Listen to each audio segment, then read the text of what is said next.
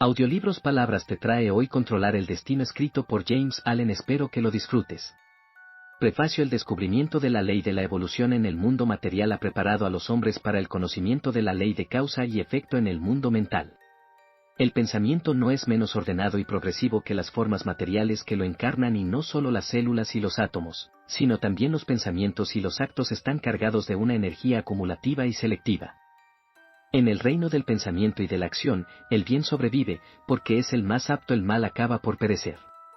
Saber que la ley perfecta de la causalidad lo abarca todo, tanto en la mente como en la materia, es liberarse de toda ansiedad respecto al destino último de los individuos y de la humanidad. Porque el hombre es hombre y dueño de su destino. Y la voluntad en el hombre que está conquistando el conocimiento de la ley natural conquistará el conocimiento de la ley espiritual. La voluntad que, en la ignorancia, elige el mal, a medida que la sabiduría evoluciona y emerge, elegirá el bien. En un universo de ley, el dominio final del mal por el hombre está asegurado. Sus destinos menores de separación y dolor, derrota y muerte, no son más que pasos disciplinarios que conducen al gran destino del dominio triunfante. Él mismo está construyendo inconscientemente, aunque con las manos laceradas y el cuerpo encorvado por el trabajo, el templo de la gloria que le proporcionará una morada eterna de paz. En este volumen he tratado de exponer algunas palabras indicativas de esta ley y de este destino, así como de la manera en que funcionan y se construyen, y he dispuesto el tema de modo que el libro sea un volumen complementario de la vida triunfante. Los primeros 6 y los últimos capítulos aparecieron por primera vez en Beebe's Quarterly y Beebe's Annual, y es con el amable permiso del editor, el señor Joseph Beebe, que ahora se reúnen y publican en forma de volumen, habiéndose añadido los otros 3 capítulos para que el libro sea consecutivo y completo. James Allen. Capítulo 1. Hechos, carácter y destino. Existe, y siempre ha existido, una creencia generalizada en el destino, es decir, en un poder eterno e inescrutable que asigna fines definidos tanto a los individuos como a las naciones. Esta creencia ha surgido de una larga observación de los hechos de la vida. Los hombres son conscientes de que hay ciertos acontecimientos que no pueden controlar y que son impotentes para evitarlos. El nacimiento y la muerte, por ejemplo, son inevitables, y muchos de los incidentes de la vida parecen igualmente inevitables. Los hombres ponen todo su empeño en la consecución de ciertos fines, y gradualmente se vuelven conscientes de un poder que parece no provenir de ellos mismos, que frustra sus insignificantes esfuerzos, y se ríe, por así decirlo, de sus infructuosos esfuerzos y luchas. A medida que los hombres avanzan en la vida, aprenden a someterse, más o menos, a este poder dominante que no comprenden, percibiendo solo sus efectos en ellos mismos y en el mundo que les rodea, y lo llaman con diversos nombres, como Dios, providencia, destino. Los hombres de contemplación, como los poetas y los filósofos, se hacen a un lado, por así decirlo, para observar los movimientos de este misterioso poder que parece elevar a sus favoritos por un lado, y abatir a sus víctimas por el otro, sin referencia al mérito o demérito. Los más grandes poetas, especialmente los dramáticos, representan este poder en sus obras, tal como lo han observado en la naturaleza. Los dramaturgos griegos y romanos suelen representar a sus héroes conociendo de antemano su destino y poniendo medios para escapar de él, pero al hacerlo se ven envueltos ciegamente en una serie de consecuencias que provocan la fatalidad que intentan evitar. Los personajes de Shakespeare, en cambio, son representados, como en la naturaleza, sin conocimiento previo, salvo en forma de presentimiento, de su destino particular. Así, según los poetas, tanto si el hombre conoce su destino como si no, no puede evitarlo, y cada acto suyo consciente o inconsciente es un paso hacia él. El dedo que se mueve de Omar Khayyam es una vívida expresión de esta idea del destino. El dedo que se mueve escribe, y habiendo escrito, se mueve. Ni toda tu piedad ni tu ingenio lo harán retroceder para cancelar media línea, ni todas tus lágrimas borrarán una palabra. Así, los hombres de todas las naciones y épocas han experimentado en sus vidas la acción de este poder o ley invencible, y en nuestra nación hoy esta experiencia se ha cristalizado en el proverbio lacónico: el hombre propone, Dios dispone. Pero, por contradictorio que pueda parecer, existe una creencia igualmente generalizada en la responsabilidad del hombre como agente libre. Toda la enseñanza moral es una afirmación de la libertad del hombre para elegir su curso y moldear su destino, y los esfuerzos pacientes e incansables del hombre para alcanzar sus fines son declaraciones de conciencia de libertad y poder. Esta doble experiencia del destino, por un lado, y de la libertad, por otro, ha dado lugar a la interminable controversia entre los creyentes en el fatalismo y los defensores del libre albedrío, una controversia que se ha reavivado recientemente bajo el término determinismo versus libre albedrío. Entre extremos aparentemente contradictorios hay siempre un camino intermedio de equilibrio, justicia o compensación que, aunque incluye ambos extremos, no puede decirse que sea ni uno ni otro, y que pone a ambos en armonía, y este camino intermedio es el punto de contacto entre dos extremos. La verdad no puede ser partidista, sino que, por su naturaleza, es la reconciliadora de los extremos y así, en el asunto que estamos considerando, hay un justo medio que pone en estrecha relación el destino y el libre albedrío, en el que, en efecto, se ve que estos dos hechos indiscutibles de la vida humana, pues tales son, no son sino dos aspectos de una ley central, un principio unificador y omnicomprensivo, a saber, la ley de la causalidad en su aspecto moral. La causalidad moral necesita tanto del destino como del libre albedrío, tanto de la responsabilidad individual como de la predestinación individual, porque la ley de las causas debe ser también la ley de los efectos, y causa y efecto deben ser siempre iguales. El tren de la causalidad, tanto en la materia como en la mente, debe estar eternamente equilibrado, por lo tanto eternamente justo, eternamente perfecto. De este modo, puede decirse que cada efecto es una cosa predestinada, pero el poder predeterminante es una causa, y no el fiat de una voluntad arbitraria.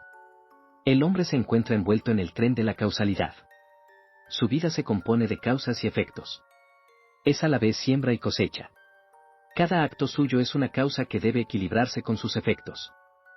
Él elige la causa, esto es el libre albedrío, no puede elegir, alterar o evitar el efecto, esto es el destino. Así, el libre albedrío representa el poder de iniciar las causas, y el destino es la implicación en los efectos. Por lo tanto, es cierto que el hombre está predestinado a ciertos fines, pero él mismo, aunque no lo sabe, ha emitido el mandato: esa cosa buena o mala de la que no hay escapatoria, él, por sus propios actos, la ha provocado. Aquí puede alegarse que el hombre no es responsable de sus actos, que estos son efectos de su carácter, y que no es responsable del carácter, bueno o malo, que le fue dado al nacer. Si el carácter le fuera dado al nacer, esto sería cierto, y entonces no habría ley moral ni necesidad de enseñanza moral, pero los caracteres no se dan hechos, sino que evolucionan, son, en efecto, efectos, productos de la propia ley moral, es decir, productos de las obras. El carácter es el resultado de una acumulación de actos que el individuo ha ido acumulando, por así decirlo, a lo largo de su vida. El hombre es el hacedor de sus propios actos, como tal, es el forjador de su propio carácter, y como hacedor de sus actos y forjador de su carácter, es el moldeador y formador de su destino. Tiene el poder de modificar y alterar sus actos, y cada vez que actúa modifica su carácter, y con la modificación de su carácter para bien o para mal, está predeterminando para sí mismo nuevos destinos, destinos desastrosos o benéficos de acuerdo con la naturaleza de sus actos. El carácter es el destino mismo como combinación fija de actos, lleva en sí mismo los resultados de esos actos. Estos resultados yacen ocultos como semillas morales en los oscuros recovecos del carácter, esperando su estación de germinación, crecimiento y fructificación. Aquellas cosas que le suceden a un hombre son el reflejo de sí mismo, aquel destino que le perseguía, del que era incapaz de escapar mediante el esfuerzo, o de evitarlo mediante la oración. Era el implacable demonio de sus propias malas acciones, exigiendo e imponiendo restitución. Aquellas bendiciones y maldiciones que le llegan sin ser solicitadas son los ecos reverberantes de los sonidos que él mismo emitió. Es este conocimiento de la ley perfecta que obra a través y por encima de todas las cosas, de la justicia perfecta que opera en y ajusta todos los asuntos humanos, lo que permite al hombre bueno amar a sus enemigos, y elevarse por encima de todo odio, resentimiento y queja, porque sabe que solo los suyos pueden venir a él, y que, aunque esté rodeado de perseguidores, sus enemigos no son más que los instrumentos ciegos de una retribución impecable, y así no los culpa, sino que tranquilamente recibe sus cuentas y pacientemente paga sus deudas morales. Pero esto no es todo, no se limita a pagar sus deudas, sino que se cuida de no contraer más deudas. Se vigila a sí mismo y hace que sus actos sean intachables. Mientras paga las cuentas malas, va acumulando las buenas. Al poner fin a su propio pecado, pone fin al mal y al sufrimiento. Y ahora consideremos cómo opera la ley en instancias particulares en la realización del destino a través de las obras y el carácter. En primer lugar, examinaremos la vida presente, porque el presente es la síntesis de todo el pasado, el resultado neto de todo lo que un hombre ha pensado y hecho está contenido en él. Es notable que a veces el hombre bueno fracasa y el hombre sin escrúpulos prospera, un hecho que parece poner todas las máximas morales en cuanto a los buenos resultados de la rectitud fuera de cuenta, y debido a esto, muchas personas niegan la operación de cualquier ley justa en la vida humana, e incluso declaran que son principalmente los injustos los que prosperan. Sin embargo, la ley moral existe, y no es alterada ni subvertida por conclusiones superficiales. Debe recordarse que el hombre es un ser cambiante y evolutivo. El hombre bueno no siempre fue bueno, el hombre malo no siempre fue malo. Incluso en esta vida, hubo un tiempo, en un gran número de casos, en que el hombre que ahora es justo, fue injusto; en que el que ahora es bondadoso, fue cruel; en que el que ahora es puro, fue impuro. A la inversa, hubo un tiempo en esta vida, en un gran número de casos, cuando el que ahora es injusto, era justo; cuando el que ahora es cruel, era amable; cuando el que ahora es impuro, era puro. Así, el hombre bueno que hoy se ve sorprendido por la calamidad está cosechando el resultado de su anterior siembra de maldad; más tarde cosechará el feliz resultado de su actual siembra de bondad, mientras que el hombre malo está cosechando ahora el resultado de su anterior siembra de bondad; más tarde cosechará el resultado de su actual siembra de maldad.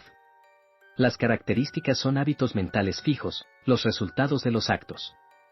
Un acto repetido un gran número de veces se vuelve inconsciente o automático, es decir, parece repetirse sin ningún esfuerzo por parte de quien lo hace, de modo que le parece casi imposible no hacerlo, y entonces se ha convertido en una característica mental. He aquí un pobre hombre sin trabajo. Es honesto y no rehúye el trabajo. Quiere trabajar y no lo consigue. Se esfuerza y sigue fracasando. ¿Dónde está la justicia en su suerte? Hubo un tiempo en que este hombre tenía mucho trabajo. Se sentía agobiado por él, lo eludía y anhelaba la facilidad. Pensaba en lo agradable que sería no tener nada que hacer. No apreciaba la bendición de su suerte. Su deseo de holgura se ve ahora satisfecho, pero el fruto que anhelaba y que creía tan dulce, se ha convertido en cenizas en su boca. Ha alcanzado la condición que deseaba, es decir, no tener nada que hacer, y allí se ve obligado a permanecer hasta que haya aprendido completamente la lección. Y seguramente está aprendiendo que la facilidad habitual es degradante, que no tener nada que hacer es una condición de miseria, y que el trabajo es algo noble y bendito. Sus deseos y acciones anteriores le han llevado a donde está, y ahora su actual deseo de trabajar, su incesante búsqueda y petición de ello, traerá con la misma seguridad su propio resultado benéfico. No deseando más la ociosidad, su condición actual, como un efecto, cuya causa ya no se propaga, pronto desaparecerá, y obtendrá empleo; y si toda su mente está ahora puesta en el trabajo, y lo desea por encima de todo, entonces cuando llegue se verá abrumado por él, fluirá hacia él desde todos los lados, y prosperará en su industria. Entonces, si no comprende la ley de causa y efecto en la vida humana, se preguntará por qué el trabajo le llega aparentemente sin buscarlo, mientras que otros que lo buscan denodadamente no lo consiguen. Nada llega de improviso; donde está la sombra, allí está también la sustancia. Lo que llega al individuo es el producto de sus propios actos.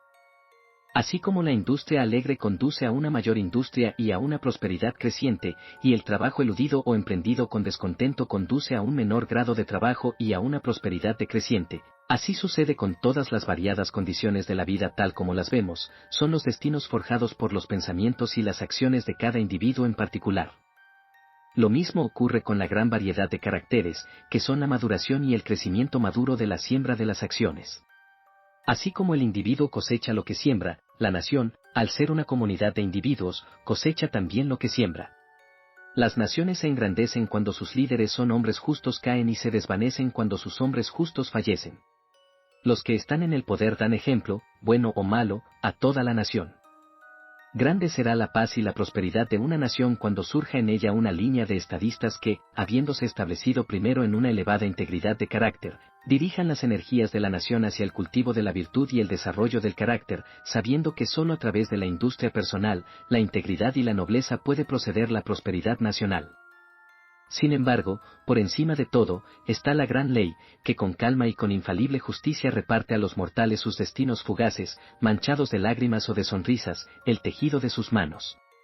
La vida es una gran escuela para el desarrollo del carácter, y todos, a través de la lucha y la lucha, el vicio y la virtud, el éxito y el fracaso, están aprendiendo lenta pero seguramente las lecciones de la sabiduría. Capítulo 2. La ciencia del autocontrol. Vivimos en una era científica. Los hombres de ciencia se cuentan por millares, y están incesantemente buscando, analizando y experimentando con miras al descubrimiento y al aumento del conocimiento.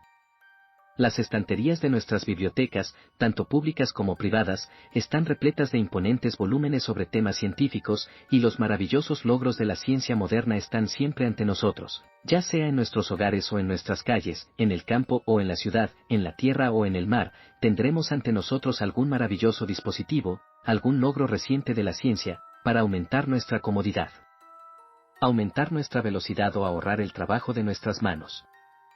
Sin embargo, con todo nuestro vasto acervo de conocimientos científicos y sus sorprendentes y rápidamente crecientes resultados en el mundo de los descubrimientos y las invenciones, hay, en esta época, una rama de la ciencia que ha decaído tanto que casi ha caído en el olvido, una ciencia, no obstante, que es de mayor importancia que todas las demás ciencias juntas, y sin la cual toda ciencia no haría sino servir a los fines del egoísmo y ayudar a la destrucción del hombre. Me refiero a la ciencia del dominio de sí mismo. Nuestros científicos modernos estudian los elementos y fuerzas que están fuera de ellos mismos, con el objeto de controlarlos y utilizarlos.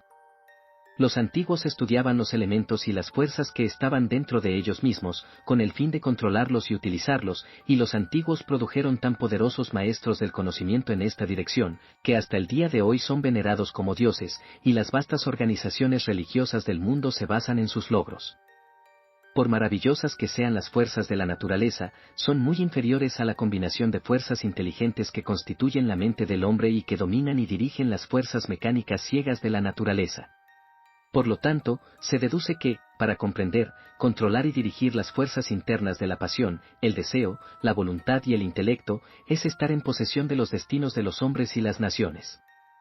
Como en la ciencia ordinaria, hay, en esta ciencia divina, grados de logro, y un hombre es grande en conocimiento, grande en sí mismo, y grande en su influencia sobre el mundo, en la medida en que es grande en autocontrol. Aquel que comprende y domina las fuerzas de la naturaleza externa es el científico natural, pero aquel que comprende y domina las fuerzas internas de la mente es el científico divino, y las leyes que operan al obtener un conocimiento de las apariencias externas, operan también al obtener un conocimiento de las variedades internas. Un hombre no puede convertirse en un científico consumado en unas pocas semanas o meses, es más, ni siquiera en unos pocos años. Pero solo después de muchos años de meticulosa investigación puede hablar con autoridad y figurar entre los maestros de la ciencia. Del mismo modo, un hombre no puede adquirir el dominio de sí mismo, y llegar a poseer la sabiduría y la paz que da el conocimiento que confiere el dominio de sí mismo, sino por muchos años de trabajo paciente, un trabajo que es aún más arduo porque es silencioso, y no es reconocido ni apreciado por los demás, y el que quiere seguir esta ciencia con éxito debe aprender a estar solo, y a trabajar sin recompensa, en lo que se refiere a cualquier emolumento externo. El científico natural sigue, en la adquisición de su tipo particular de conocimiento, los siguientes 5 pasos ordenados y secuenciales. 1. Observación, es decir, observa atenta y persistentemente los hechos de la naturaleza. 2. Experimentación, habiéndose familiarizado, mediante repetidas observaciones, con ciertos hechos, experimenta con esos hechos, con vistas al descubrimiento de las leyes naturales. Somete sus hechos a rígidos procesos de análisis, y así descubre lo que es inútil y lo que tiene valor, y rechaza lo primero y retiene lo segundo. 3. Clasificación, después de haber acumulado y verificado una masa de hechos mediante innumerables observaciones y experimentos, comienza a clasificar esos hechos, a ordenarlos en grupos con el objeto de descubrir alguna ley subyacente, algún principio oculto y unificador, que gobierne, regule y una esos hechos. 4. La deducción, se pasa así a la 4ª etapa de la deducción. A partir de los hechos y resultados que tiene ante sí, descubre ciertos modos invariables de acción y revela así las leyes ocultas de las cosas. 5. El conocimiento, habiendo demostrado y establecido ciertas leyes, se puede decir de un hombre así que sabe. Es un científico, un hombre de conocimiento. Pero el logro del conocimiento científico no es el fin, por grande que sea. Los hombres no alcanzan el conocimiento solo para sí mismos, ni para guardarlo en secreto en sus corazones, como una hermosa joya en un cofre oscuro. El fin de tal conocimiento es el uso, el servicio, el aumento de la comodidad y la felicidad del mundo. Así, cuando un hombre se ha convertido en científico, da al mundo el beneficio de su conocimiento, y desinteresadamente otorga a la humanidad los resultados de todos sus trabajos.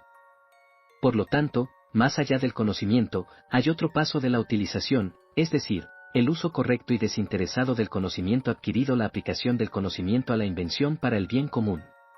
Se observará que los 5 pasos o procesos enumerados siguen una sucesión ordenada, y que ningún hombre puede convertirse en científico si omite alguno de ellos. Sin el primer paso de la observación sistemática, por ejemplo, ni siquiera podría entrar en el reino del conocimiento de los secretos de la naturaleza.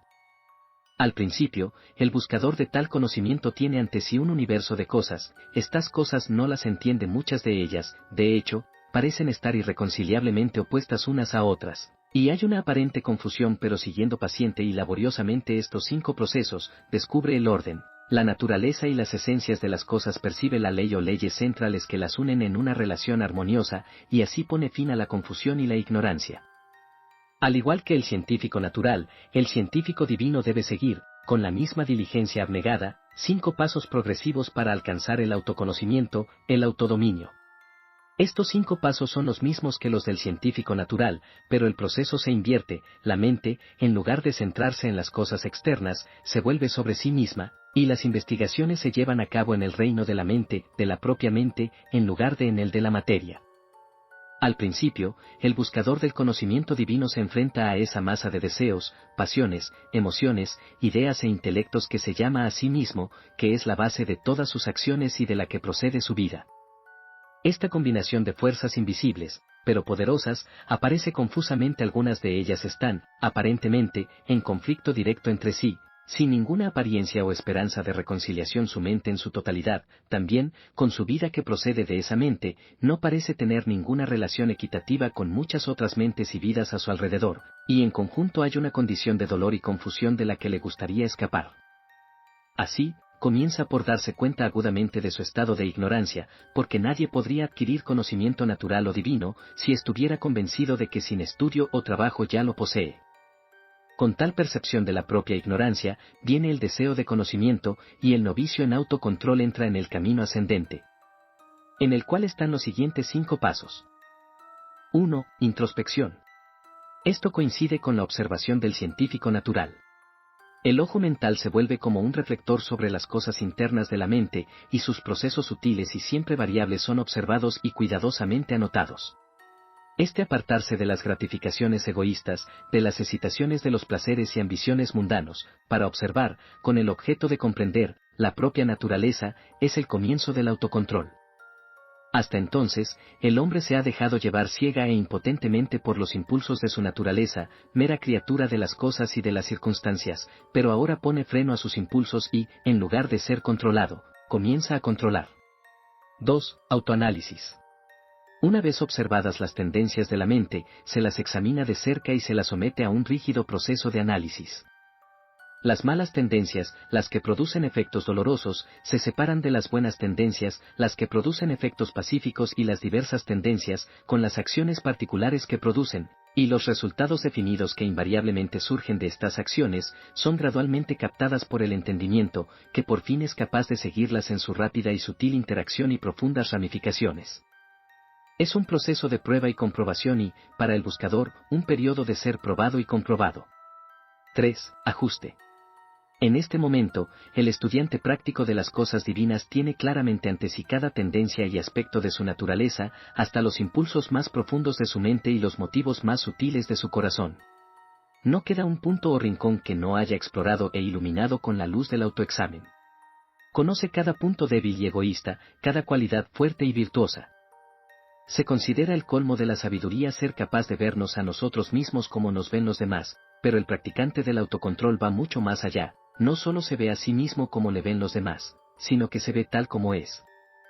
Así, estando cara a cara consigo mismo, sin esforzarse por ocultar ninguna falta secreta, sin defenderse ya con halagos agradables, sin infravalorarse ni sobrevalorarse a sí mismo ni a sus poderes, y sin maldecirse más con autoalabanzas o autocompasión, ve la magnitud total de la tarea que tiene ante sí, ve muy lejos las alturas del dominio de sí mismo, y sabe qué trabajo tiene que hacer para alcanzarlas. Ya no está en un estado de confusión, sino que ha vislumbrado las leyes que operan en el mundo del pensamiento, y ahora comienza a ajustar su mente de acuerdo con esas leyes. Se trata de un proceso de escarda, criba y limpieza. Así como el agricultor escarda, limpia y prepara el terreno para sus cosechas, así el estudiante quita las malas hierbas de su mente, la limpia y purifica preparándola para sembrar las semillas de acciones rectas que producirán la cosecha de una vida bien ordenada. 4. Rectitud. Habiendo ajustado sus pensamientos y acciones a esas leyes menores que operan en las actividades mentales en la producción de dolor y placer, intranquilidad y paz, tristeza y dicha, ahora percibe que hay implicada en esas leyes una gran ley central que, como la ley de gravitación en el mundo natural, es suprema en el mundo de la mente, una ley a la que todos los pensamientos y acciones están subordinados, y por la cual son regulados y mantenidos en su esfera apropiada. Esta es la ley de la justicia o rectitud, que es universal y suprema. A esta ley se ajusta ahora. En lugar de pensar y actuar ciegamente, como la naturaleza es estimulada y apelada por las cosas externas, subordina sus pensamientos y acciones a este principio central. Ya no actúa desde sí mismo, sino que hace lo que es correcto, lo que es universal y eternamente correcto. Ya no es el esclavo abyecto de su naturaleza y circunstancias, es el amo de su naturaleza y circunstancias. Ya no es llevado de aquí para allá por las fuerzas de su mente, sino que controla y guía esas fuerzas para la realización de sus propósitos. Así, teniendo su naturaleza bajo control y sujeción, no pensando pensamientos ni realizando acciones que se opongan a la ley justa, y que, por lo tanto, esa ley anula con sufrimiento y derrota, se eleva por encima del dominio del pecado y la tristeza, la ignorancia y la duda, y es fuerte, tranquilo y pacífico. 5. Conocimiento puro. Pensando rectamente y actuando rectamente, prueba, por experiencia, la existencia de la ley divina en la que se enmarca la mente, y que es el principio rector y unificador de todos los asuntos y acontecimientos humanos, ya sean individuales o nacionales. Así, perfeccionándose en el dominio de sí mismo, adquiere el conocimiento divino, llega al punto en que puede decirse de él, como del científico natural, que sabe. Ha dominado la ciencia del autocontrol, y ha sacado conocimiento de la ignorancia, orden de la confusión. Ha adquirido ese conocimiento de sí mismo que incluye el conocimiento de todos los hombres, ese conocimiento de la propia vida que abarca el conocimiento de todas las vidas, ya que todas las mentes son iguales en esencia, difiriendo solo en grado, están enmarcadas en la misma ley y los mismos pensamientos y actos, cualquiera que sea el individuo que los realice, siempre producirán los mismos resultados.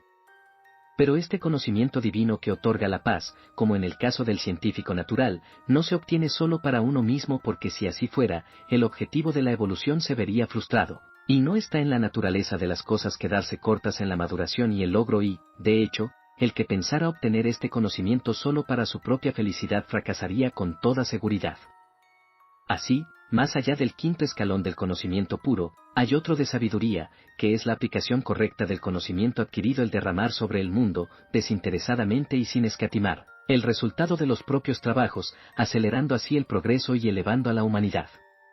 Se puede decir de los hombres que no han vuelto a su propia naturaleza para controlarla y purificarla, que no pueden distinguir claramente entre el bien y el mal, lo correcto y lo incorrecto. Persiguen lo que creen que les dará placer y tratan de evitar lo que creen que les causará dolor. La fuente de sus acciones es el yo, y solo descubren el bien de forma dolorosa y fragmentaria, pasando periódicamente por severos sufrimientos y latigazos de conciencia. Pero el que practica el dominio de sí mismo, pasando por los 5 procesos, que son 5 etapas de crecimiento, adquiere ese conocimiento que le permite actuar a partir de la ley moral que sustenta el universo. Conoce el bien y el mal, lo correcto y lo incorrecto, y, conociéndolos así, vive de acuerdo con el bien y lo correcto. Ya no necesita considerar lo que es agradable o desagradable, sino que hace lo que es correcto, su naturaleza está en armonía con su conciencia, y no hay remordimiento, su mente está al unísono con la gran ley, y ya no hay sufrimiento ni pecado para él, el mal ha terminado, y el bien es todo en todo. Capítulo 3. Causa y efecto en la conducta humana. Es un axioma para los científicos que todo efecto está relacionado con una causa. Aplíquese esto al ámbito de la conducta humana, y se revela el principio de la justicia. Todo científico sabe, y ahora todos los hombres creen, que la armonía perfecta prevalece en cada porción del universo físico, desde la mota de polvo hasta el más grande sol. En todas partes hay un ajuste exquisito. En el universo sideral, con sus millones de soles rodando majestuosamente por el espacio y llevando consigo sus respectivos sistemas de planetas giratorios, su vasta nebulosa, sus mares de meteoritos y su vasto ejército de cometas viajando a través del espacio ilimitable con una velocidad inconcebible, prevalece el orden perfecto y, de nuevo, en el mundo natural, con sus multitudinarios aspectos de la vida y su infinita variedad de formas. Existen los límites claramente definidos de leyes específicas, mediante la operación de las cuales se evita toda confusión y se obtiene eternamente la unidad y la armonía. Si esta armonía universal pudiera romperse arbitrariamente, incluso en un pequeño detalle, el universo dejaría de ser, no podría haber cosmos, sino solo caos universal. Tampoco puede ser posible en tal universo de ley que exista ningún poder personal que esté por encima, fuera y sea superior a tal ley en el sentido de que pueda desafiarla o dejarla de lado, porque cualesquiera que sean los seres que existen, ya sean hombres o dioses, existen en virtud de tal ley y el más alto, mejor y más sabio entre todos los seres manifestaría su mayor sabiduría por su más completa obediencia a esa ley que es más sabia que la sabiduría. Y que nada más perfecto podría concebirse.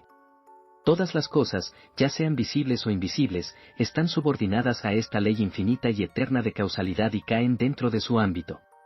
Así como todas las cosas visibles la obedecen, todas las cosas invisibles, los pensamientos y las acciones de los hombres, ya sean secretos o abiertos, no pueden escapar a ella. Haz el bien, se recompensa; haz un mal, igual retribución debe hacerse. La justicia perfecta sostiene el universo, la justicia perfecta regula la vida y la conducta humanas. Todas las condiciones variables de la vida, tal como se dan en el mundo actual, son el resultado de esta ley que reacciona sobre la conducta humana. El hombre puede, y de hecho lo hace, elegir las causas que va a poner en funcionamiento, pero no puede cambiar la naturaleza de los efectos; puede decidir qué pensamientos va a pensar y qué obras va a hacer, pero no tiene poder sobre los resultados de esos pensamientos y obras. Estos están regulados por la ley imperante. El hombre tiene todo el poder para actuar, pero su poder termina con el acto cometido. El resultado del acto no puede ser alterado, anulado o evadido; es irrevocable. Los malos pensamientos y actos producen condiciones de sufrimiento; los buenos pensamientos y actos determinan condiciones de bienaventuranza. Así, el poder del hombre está limitado a, y su bienaventuranza o miseria está determinada por su propia conducta. Conocer esta verdad hace que la vida sea simple, llana e inconfundible; todos los caminos torcidos se enderezan, las alturas de la sabiduría se revelan, y la puerta abierta a la salvación del mal y del sufrimiento se percibe y se entra en ella. La vida puede compararse a una suma aritmética. Es desconcertantemente difícil y compleja para el alumno que aún no ha captado la clave de su correcta solución, pero una vez que la ha percibido y se ha apoderado de ella, se vuelve tan asombrosamente simple como antes era profundamente desconcertante. Se puede tener una idea de esta relativa simplicidad y complejidad de la vida reconociendo y comprendiendo plenamente el hecho de que, si bien hay decenas, y tal vez cientos, de maneras en que una suma puede hacerse mal, solo hay una manera en que puede hacerse bien, y que cuando se encuentra esa manera correcta, el alumno sabe que es la correcta; su perplejidad se desvanece, y sabe que ha dominado el problema.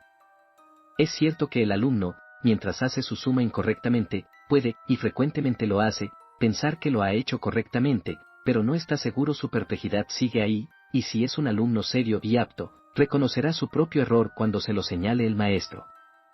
Así en la vida, los hombres pueden pensar que viven correctamente mientras continúan, por ignorancia, viviendo mal, pero la presencia de la duda, la perplejidad y la infelicidad son indicaciones seguras de que aún no se ha encontrado el camino correcto. Hay alumnos tontos y descuidados que quisieran pasar una suma como correcta antes de haber adquirido un verdadero conocimiento de las cifras, pero el ojo y la habilidad del maestro detectan y exponen rápidamente la falacia. Así en la vida no puede haber falsificación de resultados; el ojo de la gran ley revela y expone. 2 veces 5 serán 10 por toda la eternidad, y ninguna cantidad de ignorancia, estupidez o engaño puede elevar el resultado a 11. Si uno mira superficialmente un trozo de tela, lo ve como un trozo de tela, pero si va más allá e indaga en su fabricación, y lo examina de cerca y con atención, ve que está compuesto de una combinación de hilos individuales, y que, aunque todos los hilos son interdependientes, cada hilo sigue su propio camino en todo momento, sin confundirse nunca con su hilo hermano. Es esta ausencia total de confusión entre los hilos particulares lo que hace que la obra acabada sea un trozo de tela; cualquier mezcla inarmónica de los hilos daría como resultado un manojo de desperdicios o un trapo inútil. La vida es como una pieza de tela, y los hilos que la componen son vidas individuales. Los hilos, aunque interdependientes, no se confunden entre sí. Cada uno sigue su propio curso. Cada individuo sufre y disfruta las consecuencias de sus propios actos, y no de los actos de otro. El curso de cada uno es simple y definido; el conjunto forma una complicada, pero armoniosa, combinación de secuencias. Hay acción y reacción, hecho y consecuencia, causa y efecto, y la reacción, la consecuencia y el efecto compensatorios están siempre en proporción exacta con el impulso iniciador. Una pieza de tela duradera y satisfactoria no puede estar hecha de un material de mala calidad, y los hilos de pensamientos egoístas y malas acciones no producirán una vida útil y hermosa, una vida que se desgaste bien, y que soporte una inspección minuciosa. Cada hombre hace o estropea su propia vida, no la hace ni la estropea su prójimo, ni nada externo a él. Cada pensamiento que tiene, cada acto que hace, es otro hilo, de mala calidad o genuino, tejido en el vestido de su vida, y así como él hace el vestido, así debe usarlo.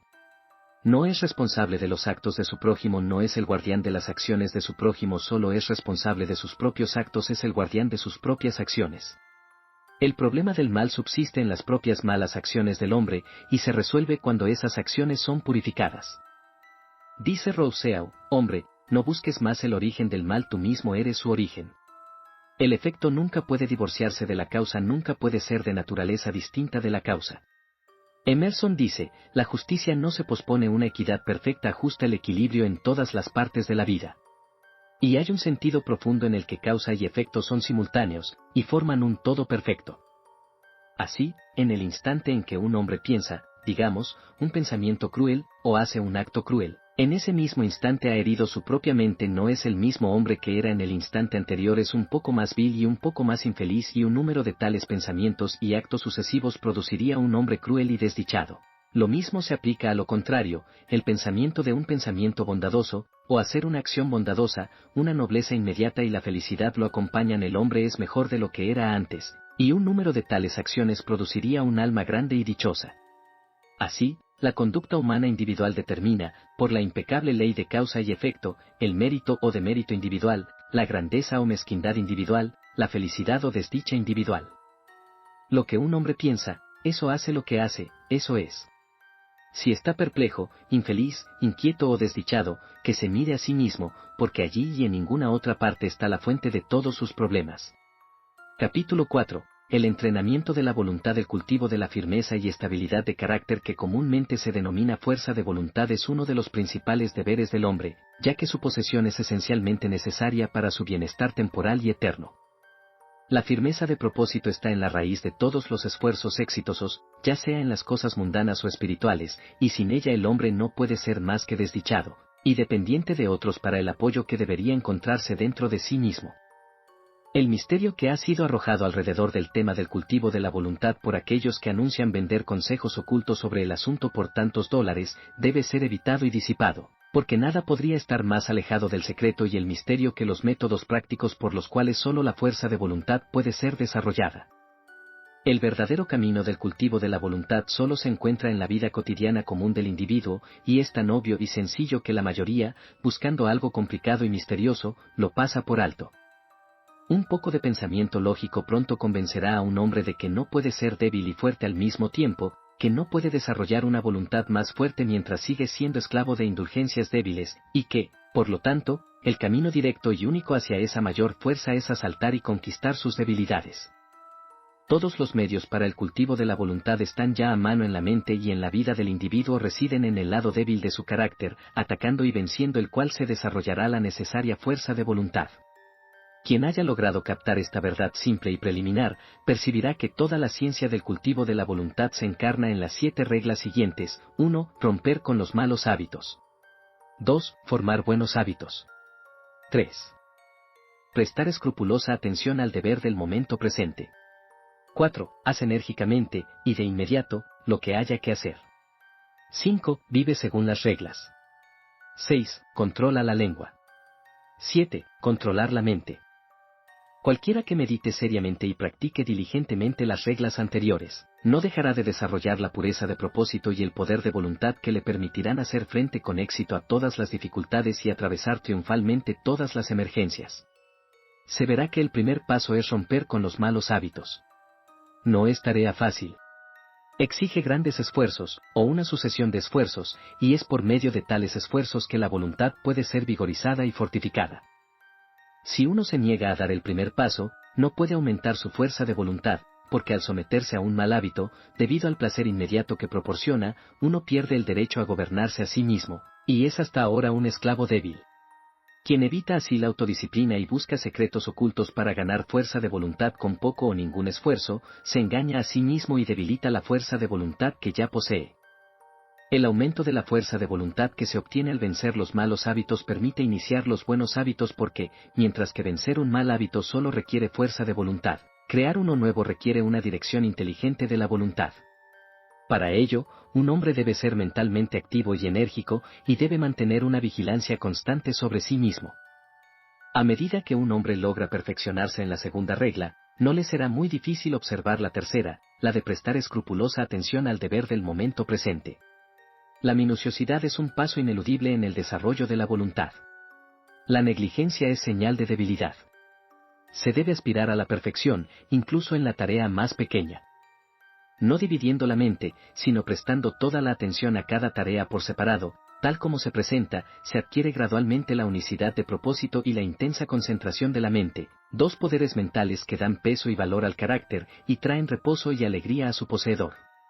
La cuarta regla, la de hacer vigorosamente, y de inmediato, lo que haya que hacer, es igualmente importante.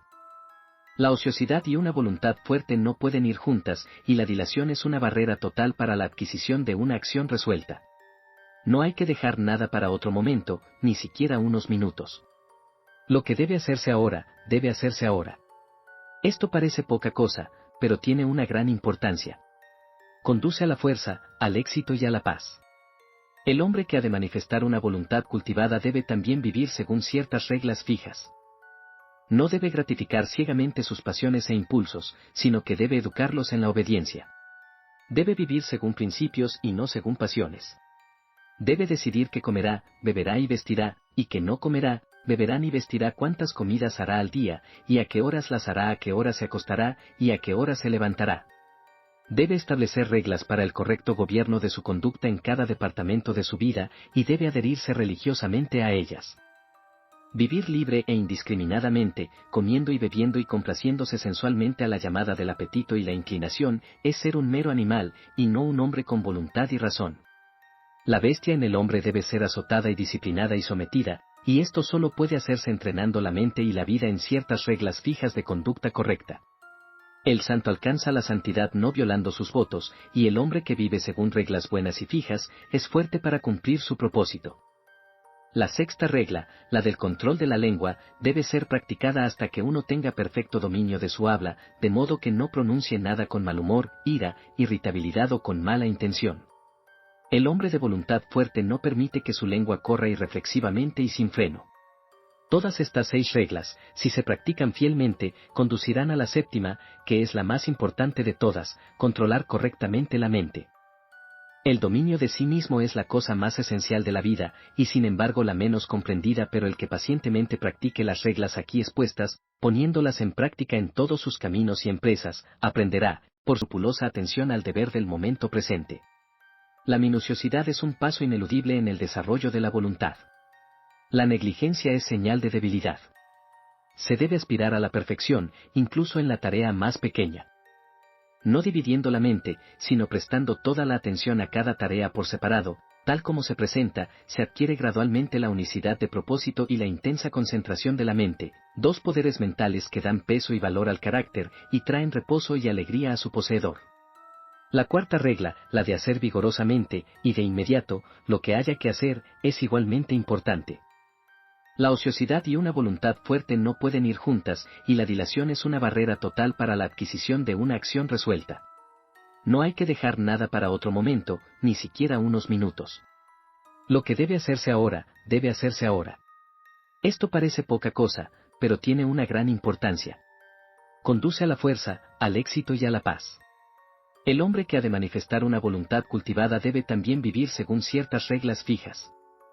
No debe gratificar ciegamente sus pasiones e impulsos, sino que debe educarlos en la obediencia. Debe vivir según principios y no según pasiones. Debe decidir qué comerá, beberá y vestirá, y que no comerá, beberá ni vestirá cuántas comidas hará al día, y a qué horas las hará, a qué horas se acostará, y a qué horas se levantará. Debe establecer reglas para el correcto gobierno de su conducta en cada departamento de su vida, y debe adherirse religiosamente a ellas. Vivir libre e indiscriminadamente, comiendo y bebiendo y complaciéndose sensualmente a la llamada del apetito y la inclinación, es ser un mero animal, y no un hombre con voluntad y razón. La bestia en el hombre debe ser azotada y disciplinada y sometida, y esto solo puede hacerse entrenando la mente y la vida en ciertas reglas fijas de conducta correcta. El santo alcanza la santidad no violando sus votos, y el hombre que vive según reglas buenas y fijas, es fuerte para cumplir su propósito.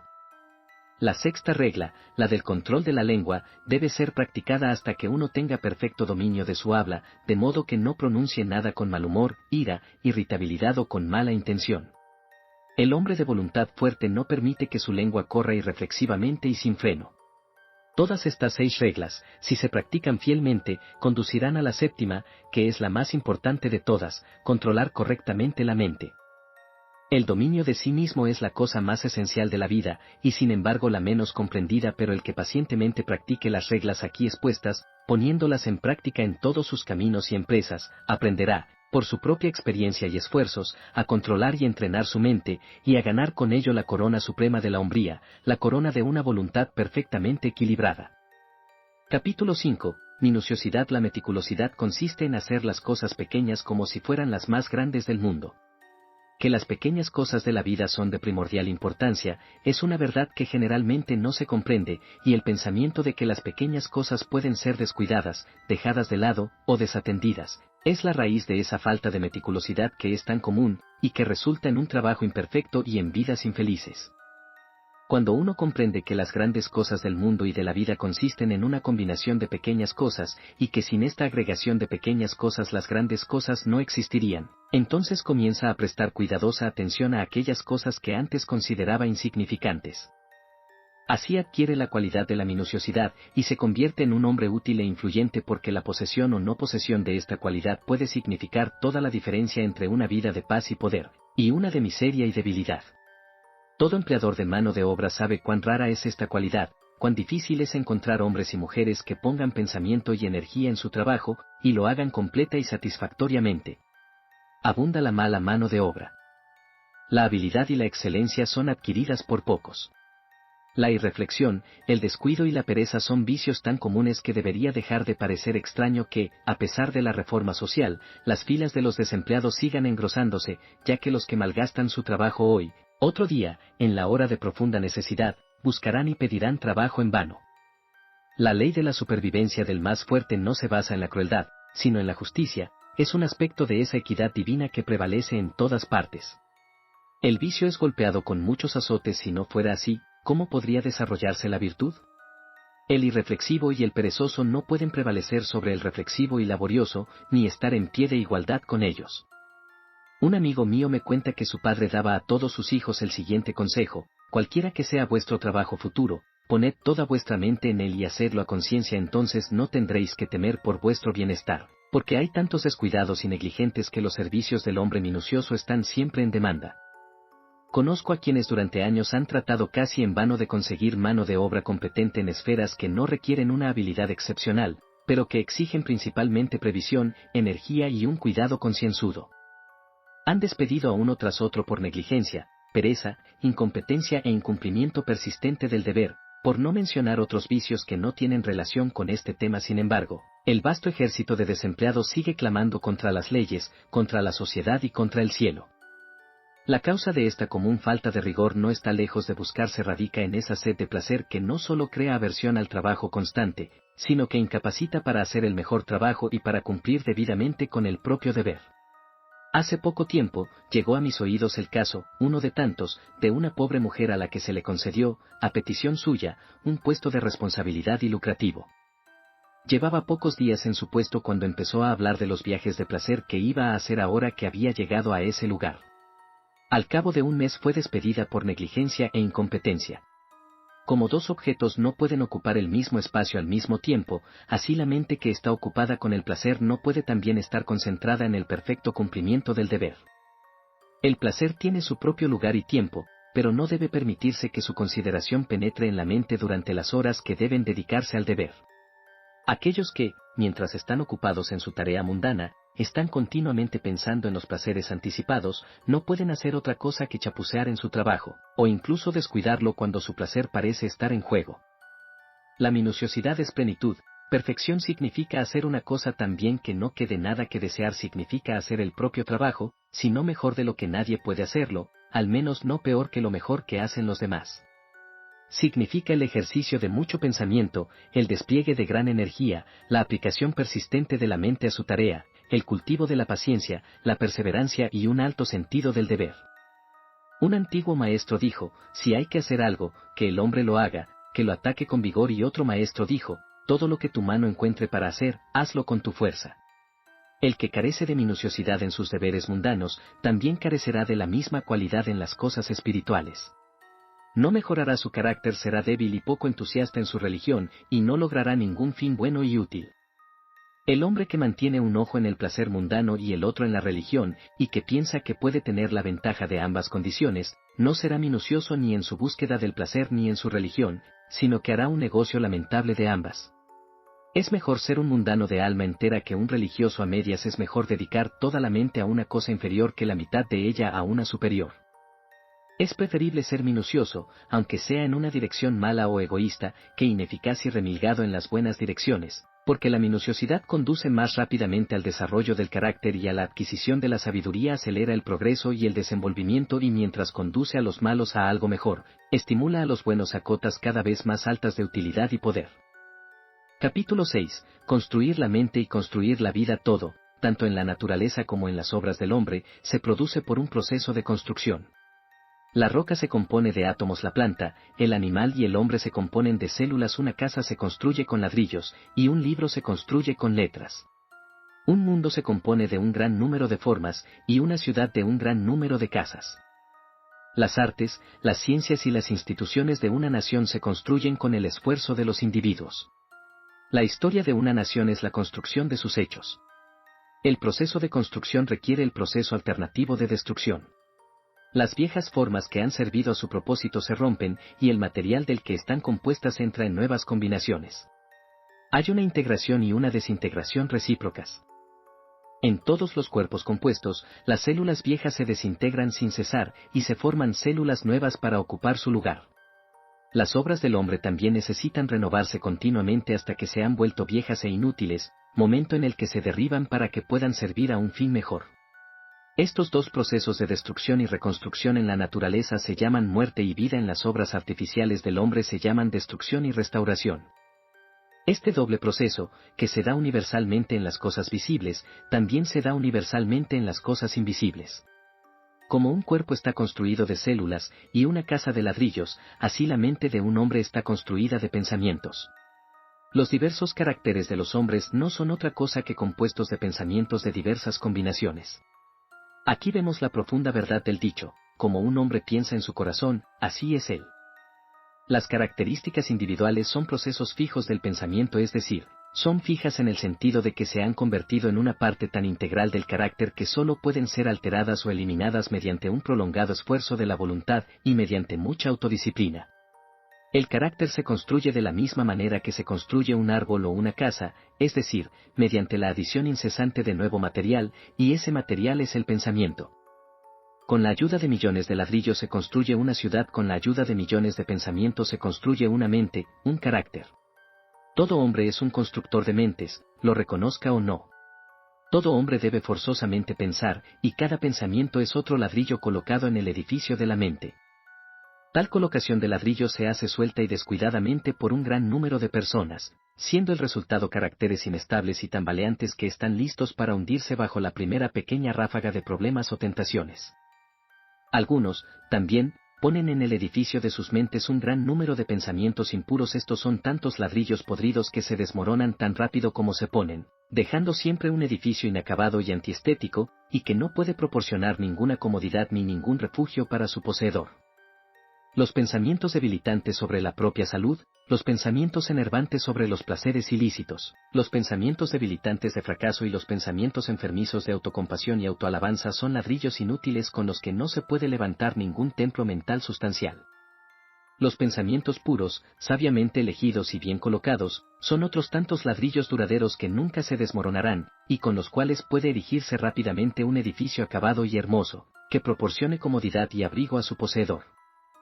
Los pensamientos vigorizantes de fuerza, de confianza, de deber, los pensamientos inspiradores de una vida grande, libre, sin trabas y altruista, son ladrillos útiles con los que se puede levantar un templo mental sustancial, y la construcción de tal templo requiere que los viejos e inútiles hábitos de pensamiento sean derribados y destruidos. Construye más mansiones majestuosas, oh alma mía. A medida que avanzan las estaciones, cada hombre es el constructor de sí mismo. Si es el ocupante de un tugurio de una mente que deja entrar las lluvias de muchos problemas y a través del cual soplan los vientos agudos de las decepciones que se repiten a menudo, que se ponga a trabajar para construir una mansión más noble que le proporcione una mejor protección contra esos elementos mentales. Tratar de trasladar débilmente la responsabilidad de su mala construcción al diablo, o a sus antepasados, o a cualquier otra cosa o persona que no sea él mismo, no aumentará su comodidad ni le ayudará a construir una morada mejor. Cuando despierte a un sentido de su responsabilidad y una estimación aproximada de su poder, entonces comenzará a construir como un verdadero obrero, y producirá un carácter simétrico y acabado que perdurará, y será apreciado por la posteridad, y que, mientras que proporciona una protección que nunca falla para sí mismo, continuará dando refugio a muchos luchadores cuando él haya fallecido. Todo el universo visible se basa en unos pocos principios matemáticos. Todas las maravillosas obras del hombre en el mundo material han sido realizadas por la rígida observancia de unos pocos principios subyacentes, y todo lo que hay para hacer una vida exitosa, feliz y hermosa, es el conocimiento y la aplicación de unos pocos principios simples y fundamentales. Si un hombre quiere levantar un edificio que resista las tormentas más feroces, debe construirlo sobre un principio o ley matemática simple, como el cuadrado o el círculo. Si ignora esto, su edificio se derrumbará incluso antes de estar terminado. Del mismo modo, si un hombre quiere construir una vida exitosa, fuerte y ejemplar, una vida que resista con firmeza las tormentas más feroces de la adversidad y la tentación, debe basarse en unos pocos principios morales simples y sin desviaciones. 4 de estos principios son la justicia, la rectitud, la sinceridad y la bondad.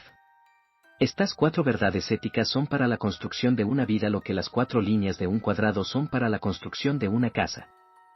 Si un hombre las ignora y piensa obtener el éxito, la felicidad y la paz mediante la injusticia, el engaño y el egoísmo, se encuentra en la posición de un constructor que imagina que puede edificar una morada fuerte y duradera ignorando la disposición relativa de las líneas matemáticas, y al final solo obtendrá decepción y fracaso. Puede, por un tiempo, hacer dinero, lo que le engañará haciéndole creer que la injusticia y la deshonestidad pagan bien, pero en realidad su vida es tan débil e inestable que está lista en cualquier momento para caer, y cuando llega un periodo crítico, como debe llegar, sus asuntos, su reputación y sus riquezas se desmoronan en ruinas, y él es enterrado en su propia desolación.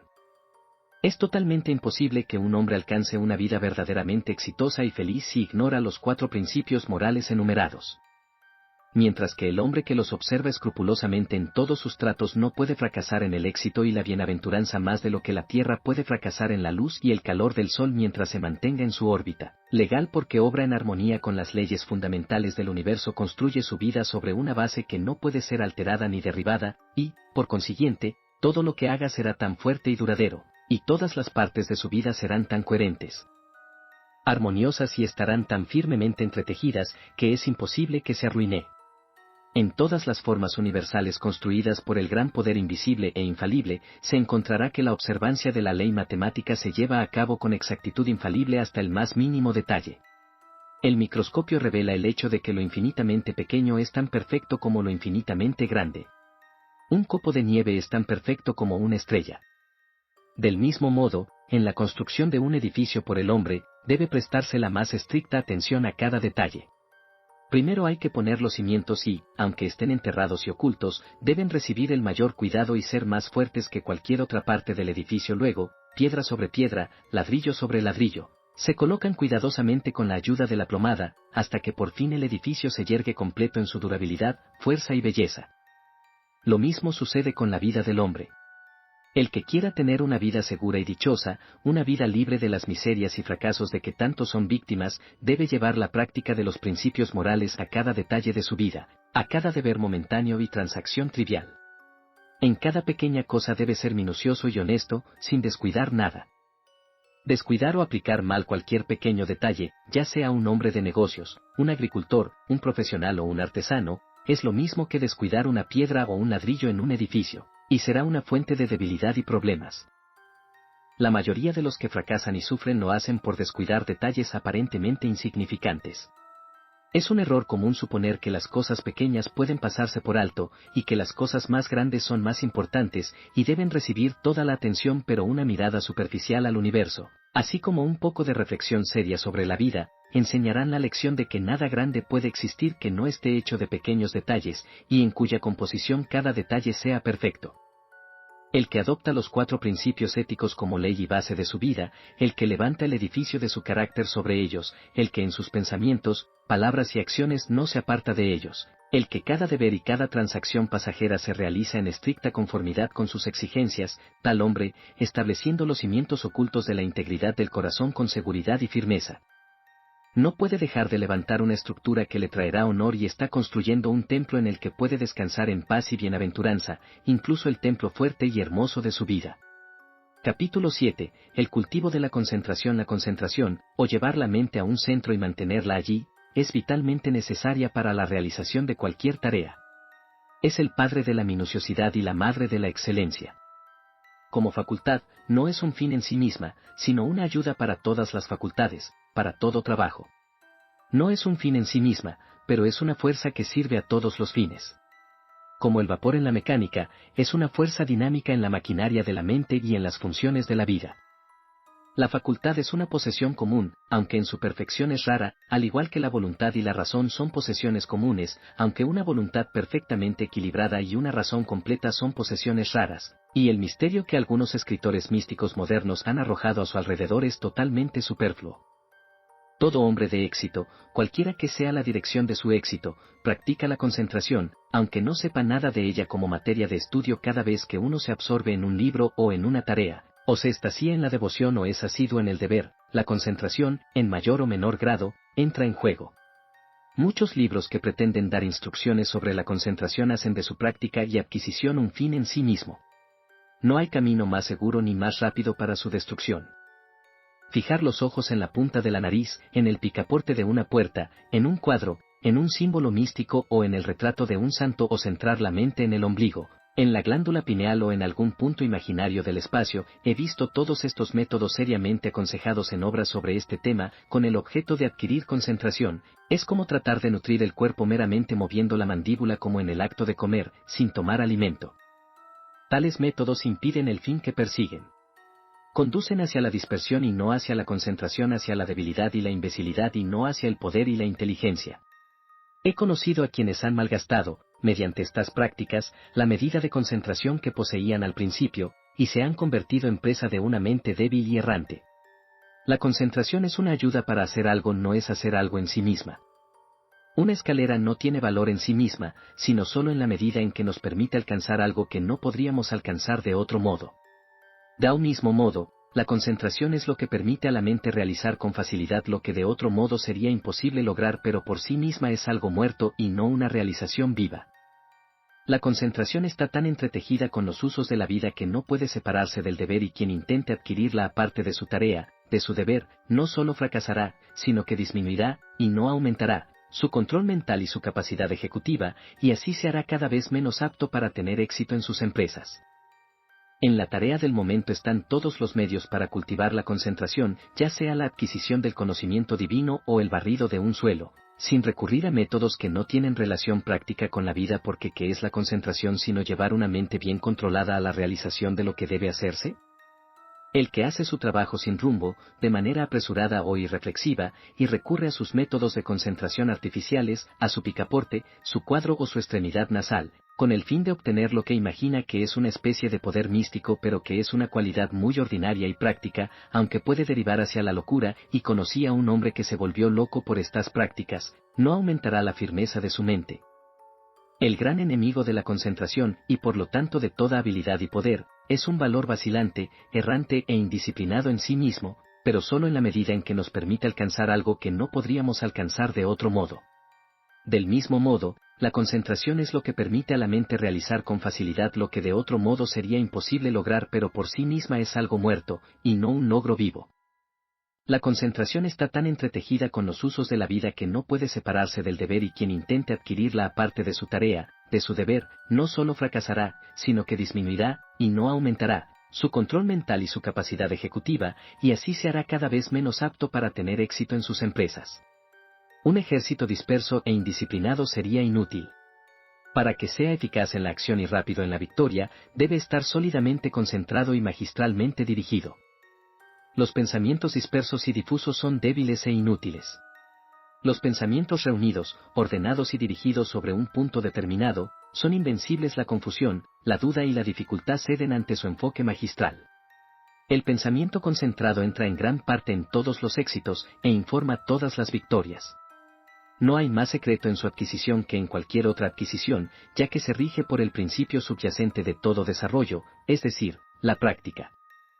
Para ser capaz de hacer algo, hay que empezar a hacerlo y seguir haciéndolo hasta dominarlo. Este principio prevalece universalmente en todas las artes, ciencias, oficios, en todo aprendizaje, conducta, religión. Para ser capaz de pintar, uno debe pintar para saber cómo usar una herramienta hábilmente, debe usar la herramienta para volverse erudito, debe aprender para volverse sabio, debe hacer cosas sabias y para concentrar exitosamente su mente, debe concentrarla. Pero el hacer no lo es todo, debe hacerse con energía e inteligencia.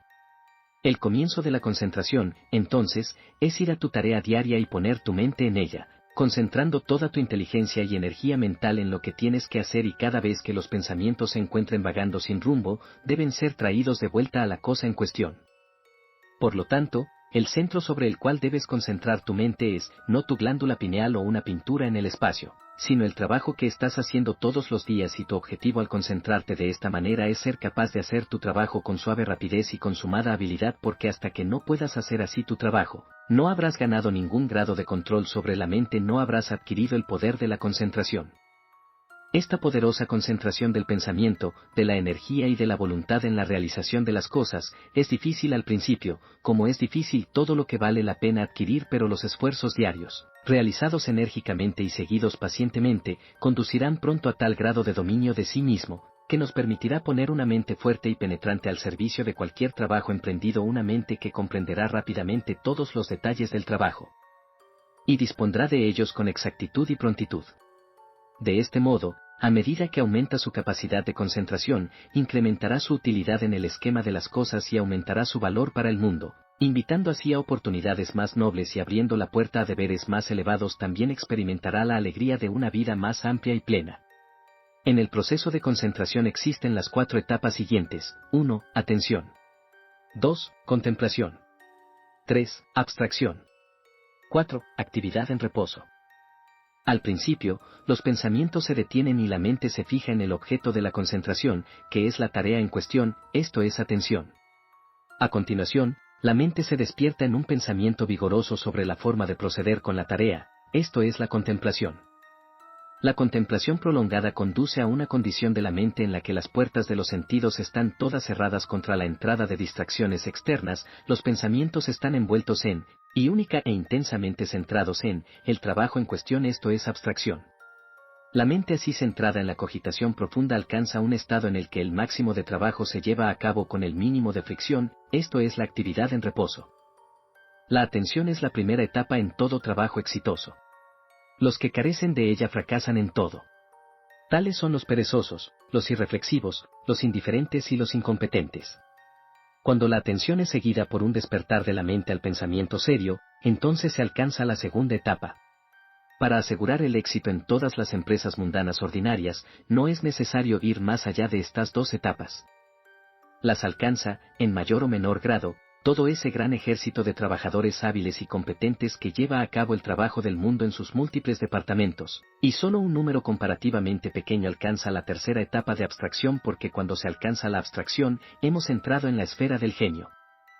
En las 2 primeras etapas, el trabajo y la mente están separados, y el trabajo se realiza más o menos laboriosamente, y con un cierto grado de fricción, pero en la tercera etapa, se produce un matrimonio del trabajo con la mente, hay una fusión, una unión, y los 2 se convierten en uno, entonces hay una eficiencia superior con menos trabajo y fricción.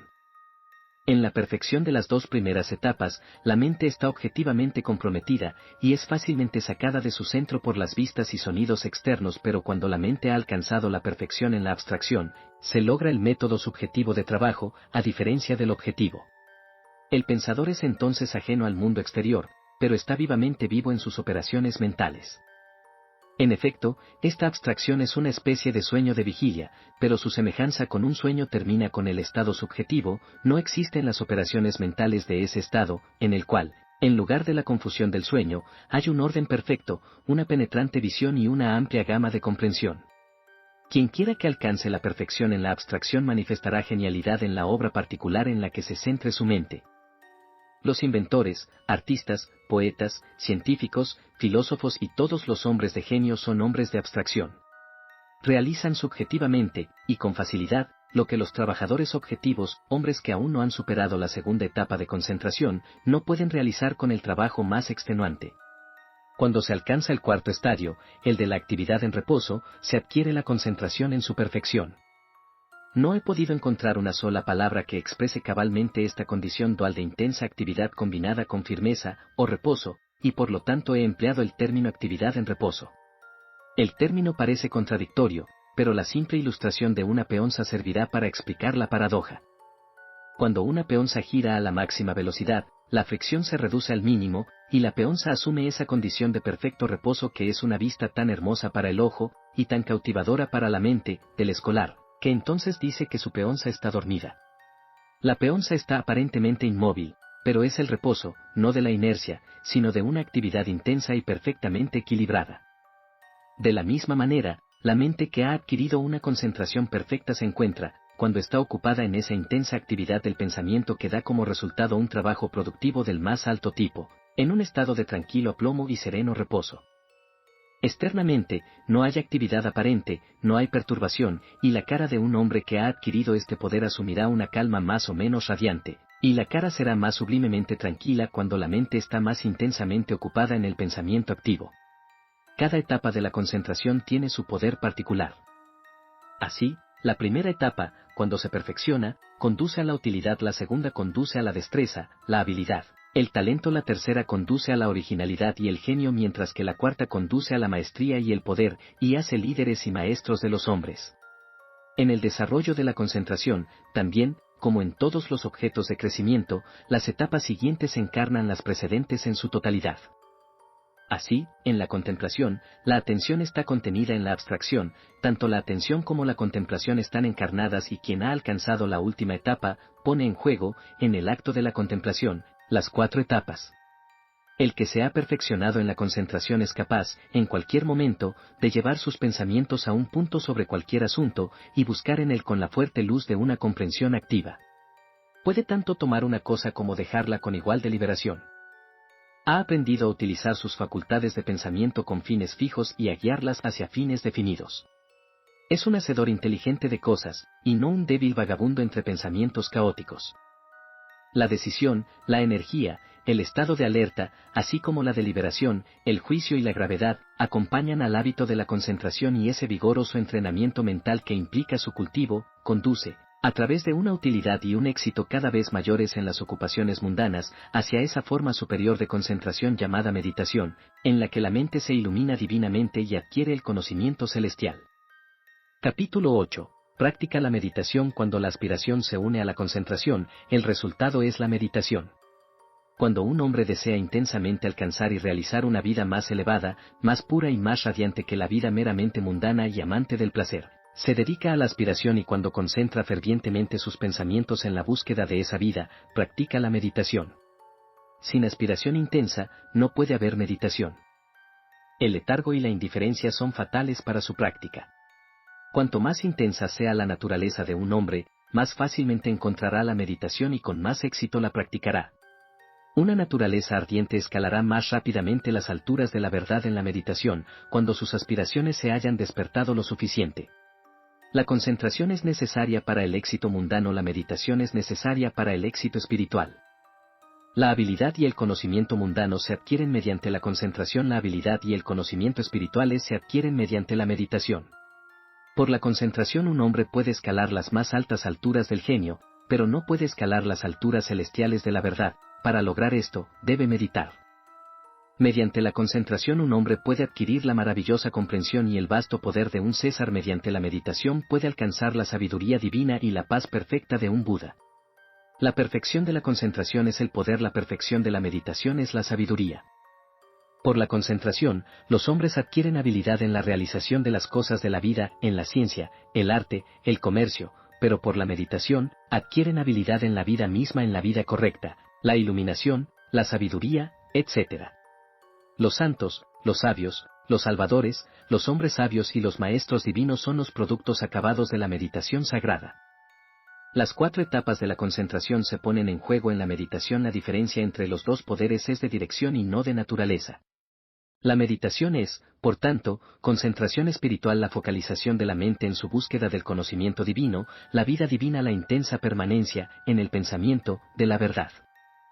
Así, un hombre aspira a conocer y realizar, por encima de todas las cosas, la verdad. Entonces presta atención a la conducta, a la vida, a la autopurificación. Prestando atención a estas cosas, pasa a la contemplación seria de los hechos, los problemas y el misterio de la vida. Contemplando así, llega a amar la verdad tan plena e intensamente como para quedar totalmente absorto en ella. La mente se aleja de sus divagaciones en una multitud de deseos, y, resolviendo uno por uno los problemas de la vida, realiza esa profunda unión con la verdad que es el estado de abstracción, y así absorto en la verdad, existe ese equilibrio y aplomo de carácter, esa acción divina en reposo, que es la calma y la paz permanentes de una mente emancipada e iluminada. La meditación es más difícil de practicar que la concentración porque implica una autodisciplina mucho más severa que la que se obtiene en la concentración. Un hombre puede practicar la concentración sin purificar su corazón y su vida, mientras que el proceso de purificación es inseparable de la meditación. El objeto de la meditación es la iluminación divina, el logro de la verdad, y por lo tanto está entrelazado con la pureza práctica y la rectitud. Así, aunque al principio el tiempo dedicado a la meditación real es breve, quizás solo media hora por la mañana temprano, el conocimiento adquirido en esa media hora de vívida aspiración y pensamiento concentrado se plasma en la práctica durante todo el día. En la meditación, por lo tanto, está involucrada toda la vida de un hombre, y a medida que avanza en su práctica, se vuelve más y más apto para llevar a cabo los deberes de la vida en las circunstancias en que se encuentre, porque se vuelve más fuerte, más santo, más tranquilo y más sabio. El principio de la meditación es doble, a saber, 1. Purificación del corazón por el pensamiento repetitivo en cosas puras. 2. Alcanzar el conocimiento divino encarnando esa pureza en la vida práctica. 1. Purificación del corazón por el pensamiento repetitivo en cosas puras. 2. Alcanzar el conocimiento divino encarnando esa pureza en la vida práctica. El hombre es un ser de pensamiento, y su vida y carácter están determinados por los pensamientos en los que habitualmente habita. Por la práctica, la asociación y el hábito, los pensamientos tienden a repetirse con mayor y mayor facilidad y frecuencia, y así fijan el carácter en una dirección dada, produciendo esa acción automática que se llama hábito. Al meditar diariamente sobre pensamientos puros, el hombre de meditación forma el hábito del pensamiento puro e iluminado que conduce a acciones puras e iluminadas y a deberes bien cumplidos. Por la repetición incesante de pensamientos puros, al final se convierte en uno con esos pensamientos, y es un ser purificado, manifestando su logro en acciones puras, en una vida serena y sabia. La mayoría de los hombres viven en una serie de deseos, pasiones, emociones y especulaciones conflictivas, y hay inquietud, incertidumbre y tristeza, pero cuando un hombre comienza a entrenar su mente en la meditación, gradualmente obtiene el control sobre este conflicto interno, al enfocar sus pensamientos en un principio central. De este modo se rompen los viejos hábitos de pensamiento y acción impuros y erróneos, y se forman los nuevos hábitos de pensamiento y acción puros e iluminados. El hombre se reconcilia cada vez más con la verdad, y se produce una armonía y un discernimiento crecientes, una perfección y una paz cada vez mayores. Una poderosa y elevada aspiración hacia la verdad va siempre acompañada de un agudo sentido del dolor, la brevedad y el misterio de la vida, y hasta que no se alcanza esta condición mental, la meditación es imposible. La mera meditación, o pasar el tiempo soñando ociosamente, hábitos a los que se aplica frecuentemente la palabra meditación, están muy lejos de la meditación, en el elevado sentido espiritual que atribuimos a esa condición. Es fácil confundir el ensueño con la meditación. Este es un error fatal que debe ser evitado por quien se esfuerza en meditar. Los dos no deben confundirse. El ensueño es una ensoñación en la que el hombre cae, la meditación es un pensamiento fuerte y resuelto en el que el hombre se eleva. El ensueño es fácil y placentero, la meditación es al principio difícil y fastidiosa. El ensueño prospera en la indolencia y el lujo, la meditación surge del esfuerzo y la disciplina. El ensueño es primero seductor, luego sensual. La meditación es primero prohibitiva, luego provechosa y después pacífica. El ensueño es peligroso, socava el autocontrol. La meditación es protectora, establece el autocontrol. Hay ciertos signos por los que uno puede saber si está ensoñando o meditando. Los indicios del ensueño son: 1. Deseo de evitar el esfuerzo. 2. Deseo de experimentar los placeres del sueño. 3. Un creciente disgusto por los propios deberes mundanos. 4. Un deseo de eludir las propias responsabilidades mundanas. 5. Miedo a las consecuencias. 6. Deseo de conseguir dinero con el menor esfuerzo posible. 7. Falta de autocontrol. Los indicios de la meditación son: 1. Aumento de la energía tanto física como mental. 2. Esfuerzo denodado en pos de la sabiduría. 3. Una disminución de la irritabilidad en el cumplimiento del deber. 4. Una determinación fija de cumplir fielmente todas las responsabilidades mundanas. 5. Liberación del miedo. 6. Indiferencia hacia las riquezas. 7. Posesión de autocontrol. Hay ciertos tiempos, lugares y condiciones en y bajo los cuales es imposible meditar, otros en los que es difícil meditar y otros en los que la meditación se hace más accesible, y estos, que deben conocerse y observarse cuidadosamente, son los siguientes: tiempos, lugares y condiciones en que la meditación es imposible. 1. Durante o inmediatamente después de las comidas. 2. En lugares de recreo. 3. En lugares concurridos. 4. Al caminar rápidamente. 5. Mientras está tumbado en la cama por la mañana. 6. Mientras fuma. 7. Mientras se está tumbado en el sofá o en la cama para relajarse física o mentalmente. Momentos, lugares y condiciones en los que la meditación es difícil. 1. Por la noche. 2. En una habitación lujosamente amueblada. 3. Sentado en un asiento blando y mullido. 4. Con ropa alegre.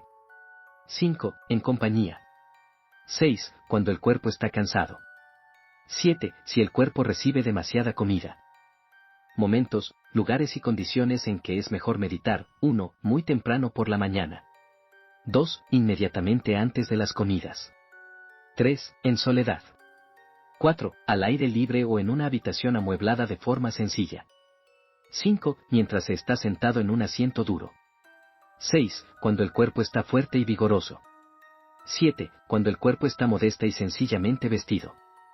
De las instrucciones anteriores se desprende que la facilidad, el lujo y la indulgencia, que inducen al ensueño, dificultan la meditación, y cuando se pronuncian con fuerza la hacen imposible, mientras que el esfuerzo, la disciplina y la abnegación, que disipan el ensueño, hacen que la meditación sea comparativamente fácil. El cuerpo, también, no debe estar ni sobrealimentado, ni hambriento, ni harapiento, ni ostentosamente vestido. No debe estar cansado, sino en su punto más alto de energía y fuerza, ya que mantener la mente concentrada en un tren de pensamientos sutiles y elevados requiere un alto grado de energía tanto física como mental. A menudo, la aspiración puede despertarse mejor y la mente renovarse en la meditación, mediante la repetición mental de un precepto elevado, una frase hermosa o un verso de poesía. De hecho, la mente que está preparada para la meditación adoptará instintivamente esta práctica. La mera repetición mecánica carece de valor, e incluso es un obstáculo. Las palabras repetidas deben ser tan aplicables a la propia condición que se las medite con amor y con devoción concentrada. De esta manera, la aspiración y la concentración se combinan armoniosamente para producir, sin esfuerzo indebido, el estado de meditación. Todas las condiciones arriba mencionadas son de la mayor importancia en las primeras etapas de la meditación, y deben ser cuidadosamente anotadas y debidamente observadas por todos los que se esfuerzan por adquirir la práctica, y aquellos que siguen fielmente las instrucciones y que se esfuerzan y perseveran, no dejarán de recoger, a su debido tiempo, la cosecha de pureza, sabiduría, bienaventuranza y paz, y segaramente comerán de los dulces frutos de la santa meditación. Capítulo 9. El poder del propósito. La dispersión es debilidad, la concentración es poder. La destrucción es un proceso de dispersión, la preservación es un proceso de unión. Las cosas son útiles y los pensamientos son poderosos en la medida en que sus partes están fuerte e inteligentemente concentradas. El propósito es un pensamiento altamente concentrado. Todas las energías mentales se dirigen a la consecución de un objeto, y los obstáculos que se interponen entre el pensador y el objeto son, uno tras otro, derribados y superados. El propósito es la piedra angular del templo del logro.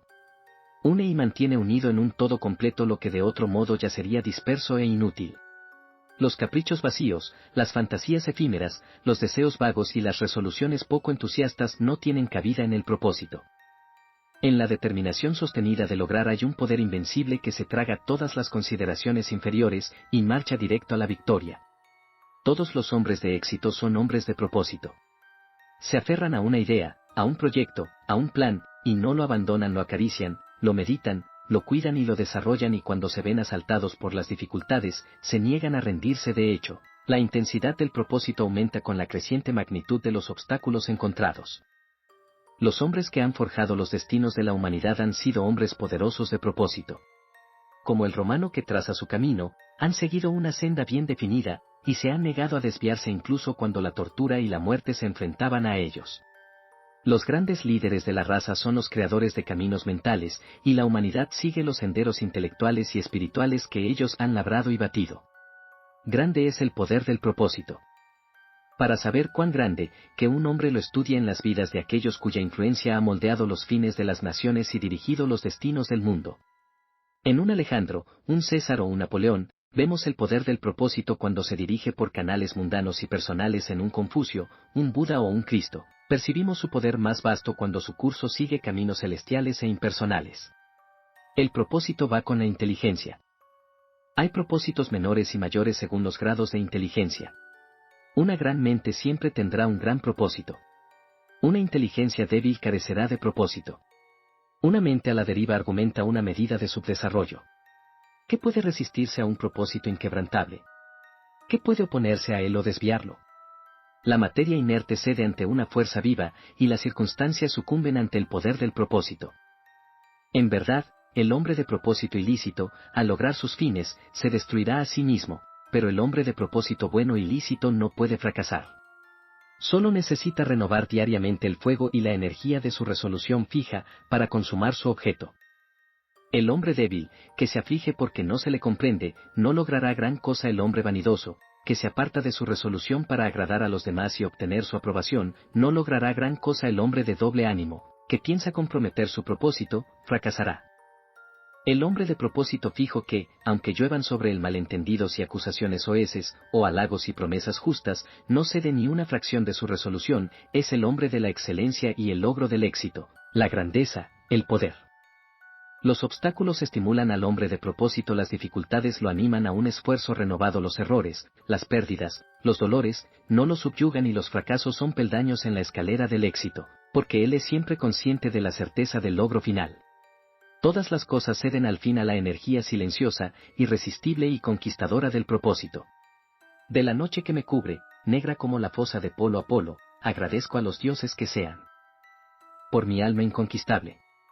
En la caída de las circunstancias no he lloriqueado ni gritado bajo los golpes del azar, mi cabeza está ensangrentada pero intacta.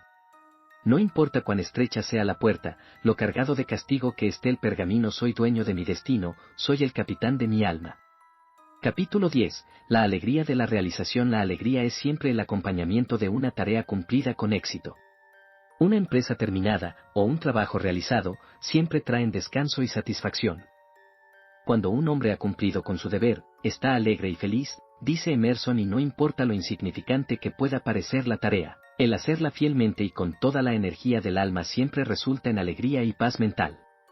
De todos los hombres miserables, el que rehuye es el más miserable. Creyendo encontrar facilidad y felicidad en evitar los deberes difíciles y las tareas necesarias que requieren el gasto de trabajo y esfuerzo, su mente está siempre inquieta y perturbada. Se carga con un sentimiento interno de vergüenza, y pierde la hombría y el respeto de sí mismo.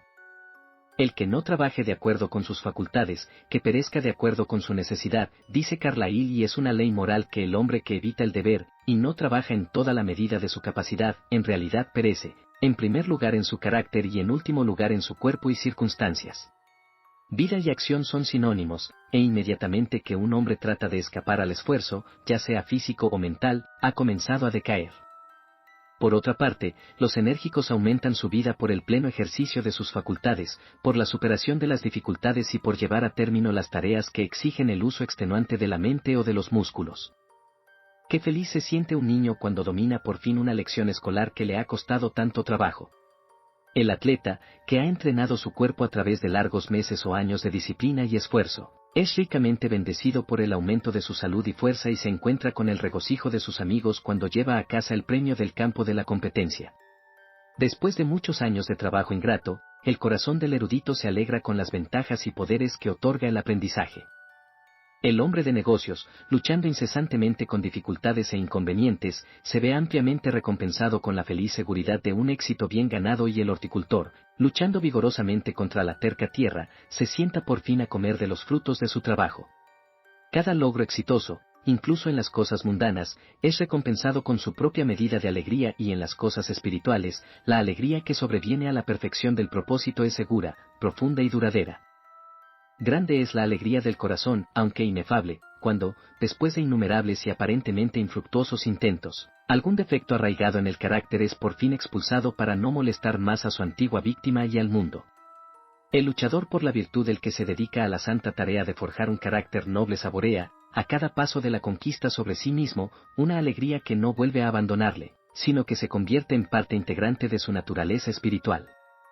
Toda la vida es una lucha tanto fuera como dentro hay condiciones contra las que el hombre debe luchar su propia existencia es una serie de esfuerzos y logros, y su derecho a permanecer entre los hombres como una unidad útil de la humanidad depende de la medida de su capacidad para luchar con éxito con los elementos de la naturaleza exterior, o con los enemigos de la virtud y la verdad interior.